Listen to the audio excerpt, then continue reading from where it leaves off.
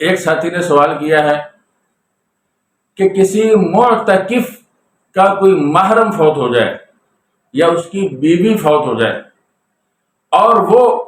اپنے معتکف سے نکل کر جنازے میں شریک ہو جائے تو کیا اس کا اعتکاف باقی ہے یا ٹوٹ گیا ہے؟ اگر ٹوٹ گیا ہے تو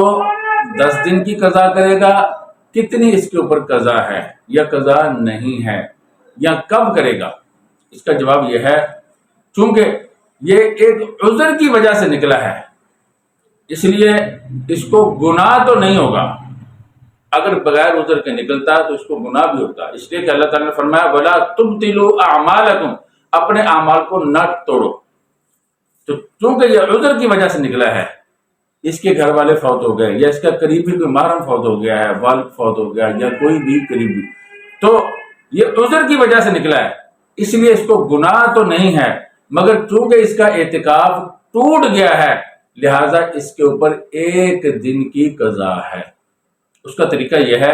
کہ رمضان المبارک کے اندر یا رمضان المبارک کے بعد کسی بھی دن ایام تشریق میں سے کوئی دن نہ ہو جس دن روزہ رکھنا ناجائز ہے، عید کا دن نہ ہو، عید کے دن بھی روزہ رکھنا ناجائز ہے، اس لیے کہ اعتکاف روزے کے بغیر نہیں ہوتا، مسنون اعتکاف، تو اس لیے دن وہ ہونا چاہیے جس دن روزہ رکھنا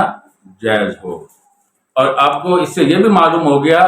کہ مسنون اعتکاف کے لیے روزہ شرط ہے، تو لہٰذا اگر کسی کا روزہ ٹوٹے گا تو اس کا اعتکاف بھی ٹوٹ جائے گا۔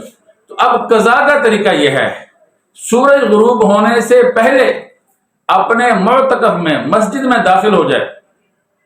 دوسرے دن روزہ رکھے، جب دوسرے دن کا سورج غروب ہو جائے تو وہاں سے